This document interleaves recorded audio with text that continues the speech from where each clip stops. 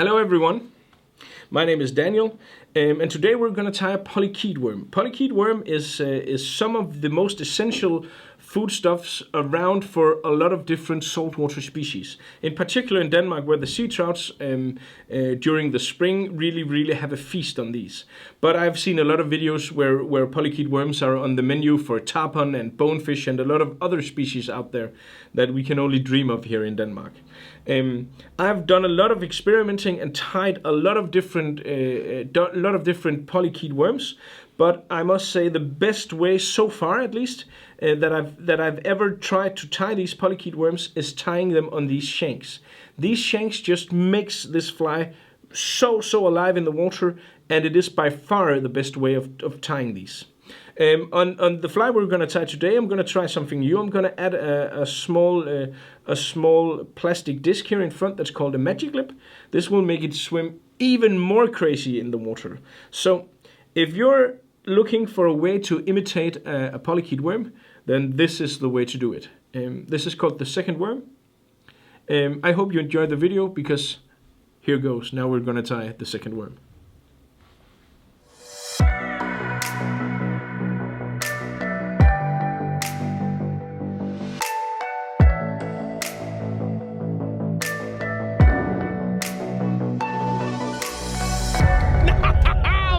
Det der.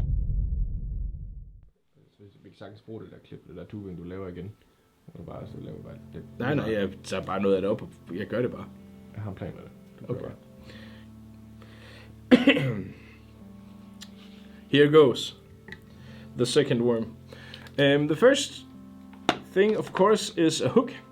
And you can use a variety of different hooks. Chimco has some great ones, and so does Eric's.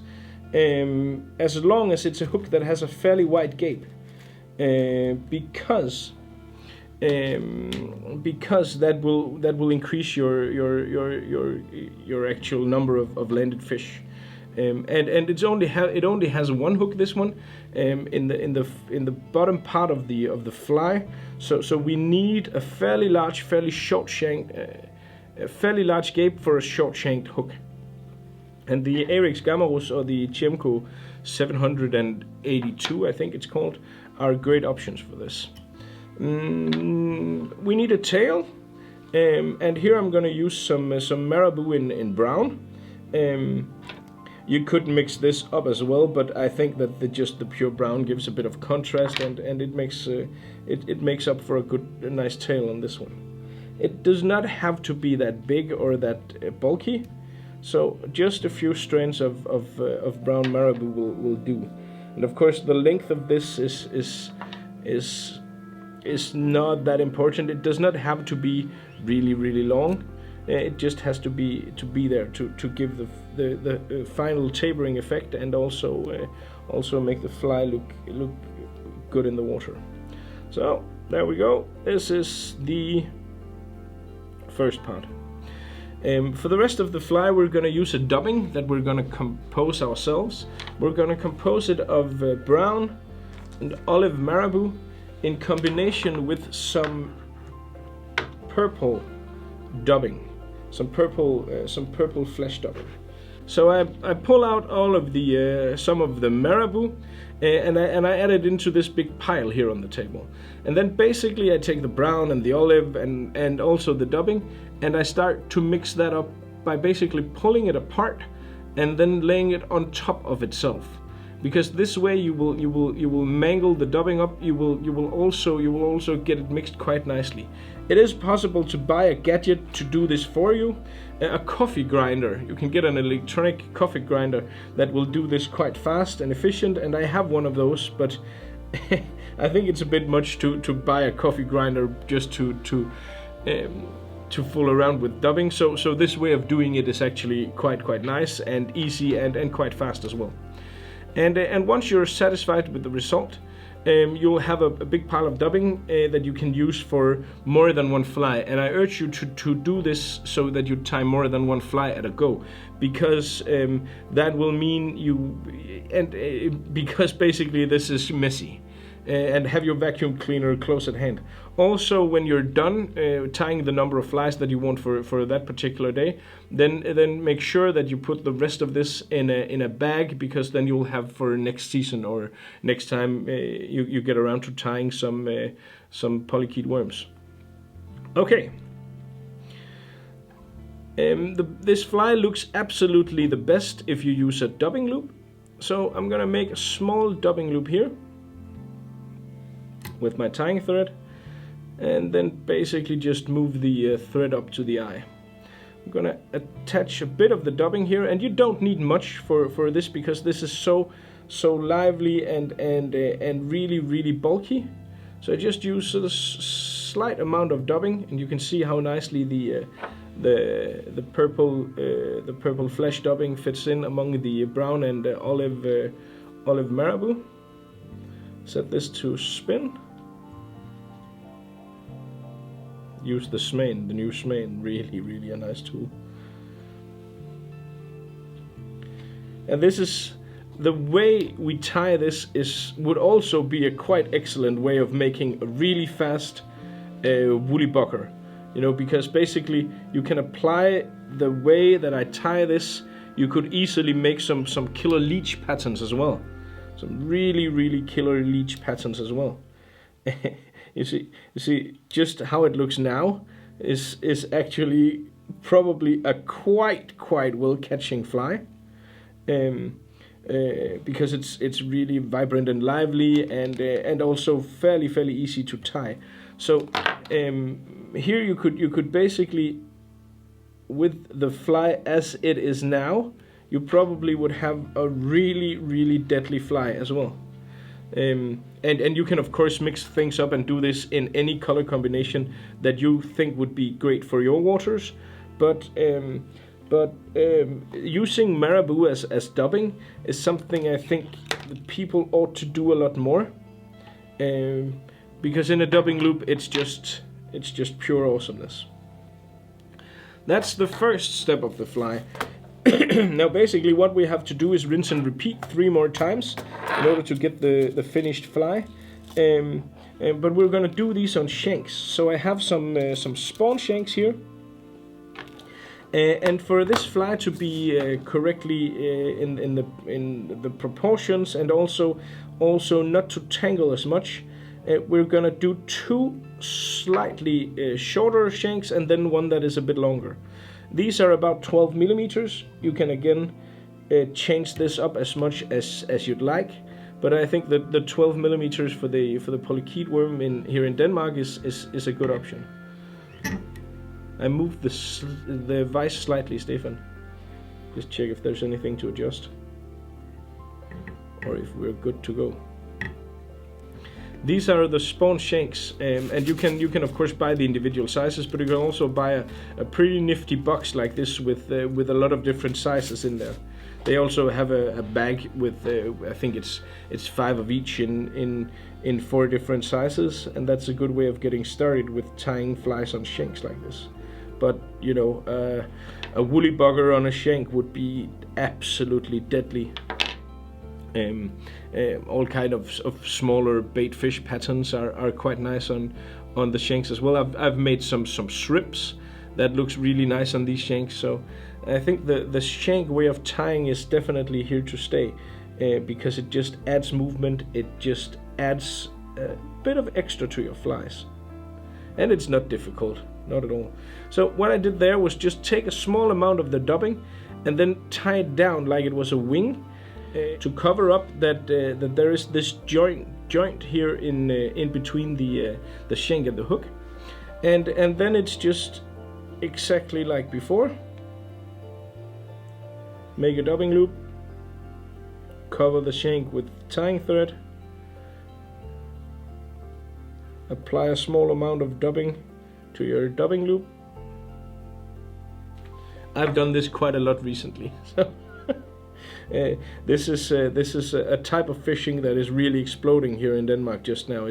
It's one of the patterns and one of the food subjects that the trout are just on just now. So these are important to have have a lot of in your box. So I've tied a lot of these for my box. That's it.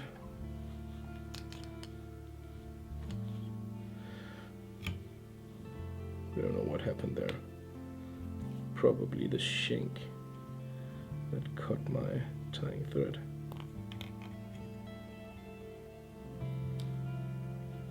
There we go.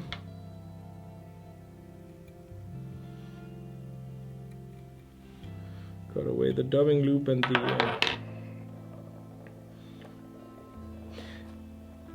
the tying thread. I'm gonna do a refinish.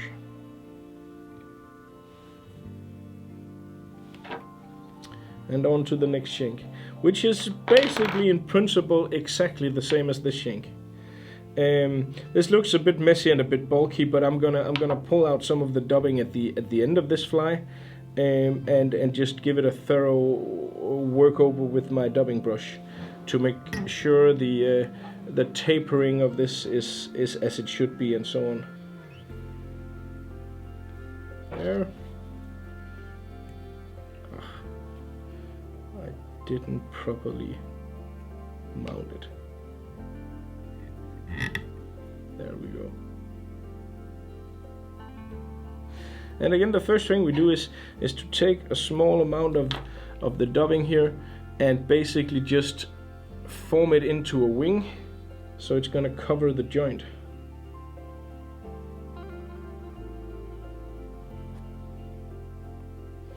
Because otherwise this fly can look a little like, you know, it's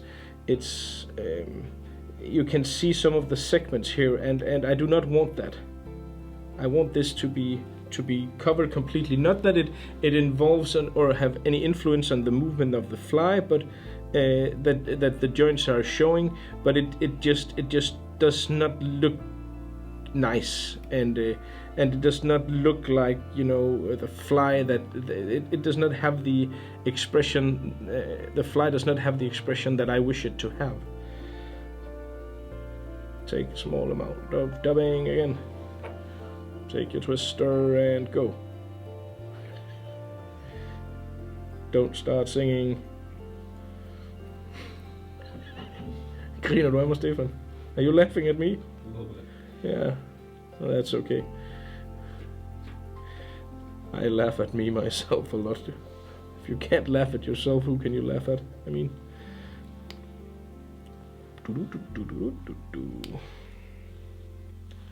And we're off.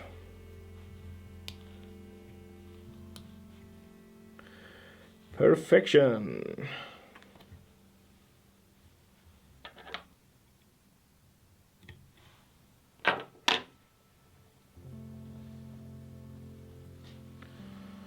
We finish. Boom. So for the last shank, I'm gonna, as I said, use a longer shank.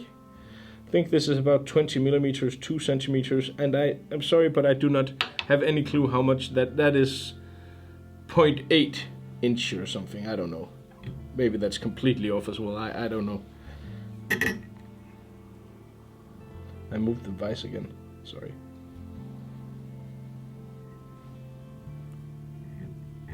I think we're good. I'm gonna attach the tying thread, and for this one I'm gonna do an experiment. I did that in the Danish video as well. This is something you can choose to try, or you can choose not to. This is a really proven pattern if you choose not to, but I think this will probably add a bit of movement, even more movement to the fly, and it also just feels right, you know. So here I have kind of like a small rubbery spoon thing. It's called a fly lip, and you can add this to your hook or to your shank. And what this does is it kind of gives the fly even more movement. These are not very expensive. You can buy a package like this. They're called, yeah, as I said, fly lips. But if you attach one here and you do not like the way it looks or the way it feels on the fly, they are fairly easy to just pull off. And then you can attach it with the tying thread. You can secure it with the tying thread. So I'm gonna do that now. And before I really use a lot of force for this, I'm just gonna add a small amount of glue to make sure it stays in place. But this is one of the add-ons that are quite nice because it's fairly easy to add to any fly pattern. And if you do not like it, it's basically fairly easy to just either just rip it off or cut it away afterwards. So it's a nice addition because, and I think you should try it. You should give this a try because it really makes the fly look great in the water, and it's fairly easy to remove from the flag. And now we're just gonna let it sit there and let the glue do its job. And again, just like before, small amount of dubbing as kind of a wing thing. What? Oh, jo. Stefan was just telling me that I was forgetting something, and I am. Because on the original one I did, I have some where I have a small cyclops bead. I have some without. It depends on the type of line and the how deep I fish this fly. But for this, with the spoon here, with the lips, I add a bit of non-lead wire. If lead wire is allowed in the country where you're watching this, then you can use that as well. But basically that's to give it load it a bit with weight in the front, and also making sure that if you fish this on a floating line, that it has a better chance of not, actually streaming and stuff. But again, this is a fly that has a lot of metal in it due to the shanks, so it won't be that much of a problem.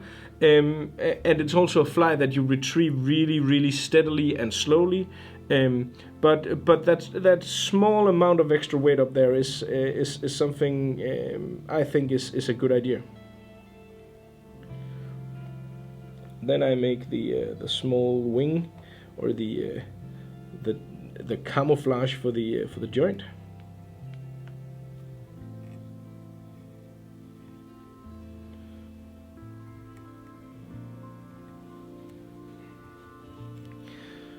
Dubbing loop, again with the dubbing loop. If you're not very skilled at dubbing loops, you should just tie a few of these, then you'll get that technique in a jiffy. Some dubbing.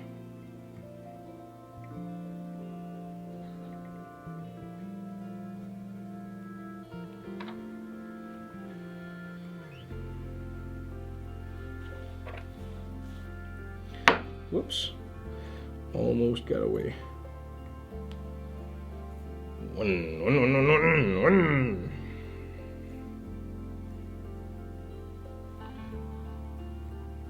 Marabou is just awesome. If I could only choose one material to tie every single fly I would ever need to fish, if I could only pick one material, I would pick Marabou. If I could only pick two, I would pick Marabou and bucktail. Yeah, Marabou and bucktail every time.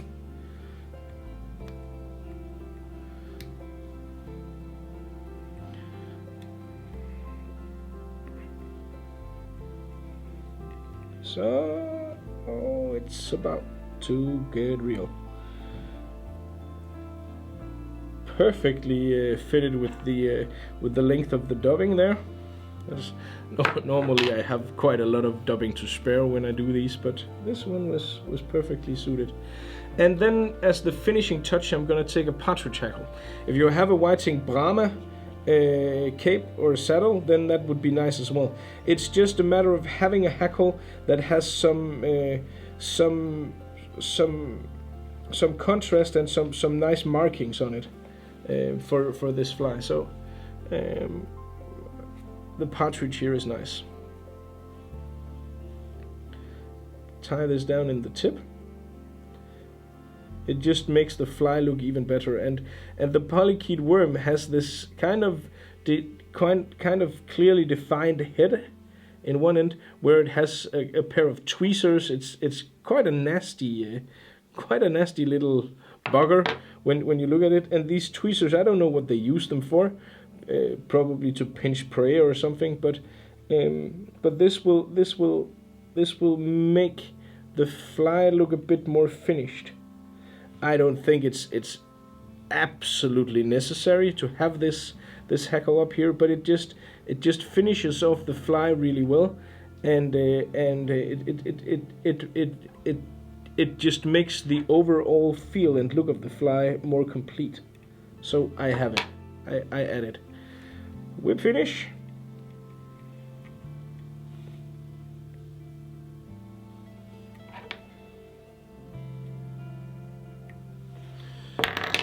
Off with the thread, and of course now a small amount of varnish or a sabagap would help on the durability of this fly, but I don't want to mess with my. I'm just gonna just teeny tiny bit of sabagap. It's perfect. And as I said, now you take the fly out of the vise, or at least attach it with the hook here, and then you give it a look over and see if the tapering is nice, if it's too bulky some places. If this is a bit too bulky here in the bottom part of the fly here, so I'm just gonna pull out a small amount of the, and you can just tear that up like I did there, and there you have it, a translucent, really well moving fly with the fly lips here. It's just, and you can see how well covered up the joints are, because that's something you can struggle a bit with. But they are really well hidden, so the fish won't see these, and there it dangles, the second worm. Here you see the finished two flies. They are done, they're ready to go directly into the box. I hope you had fun watching this video. It would mean quite a lot to me and to all the other people here at Nordic Anglers if you would subscribe to the channel, because, well, basically we collect subscribers. Also, I would like to invite you into our web shop. It's, as I said, called Nordic Anglers, and here we have just done our absolute best to gather all the best of the best of all types of fly tying equipment, all types of fly rods, fly reels, all of that. We are an exclusive fly fishing shop, and we are fly fishermen. So if you're a fly fisherman as well, and a fly tyer, you owe yourself to swing by our shop to see our big selection. That would mean a lot to me. So I think that's it for now.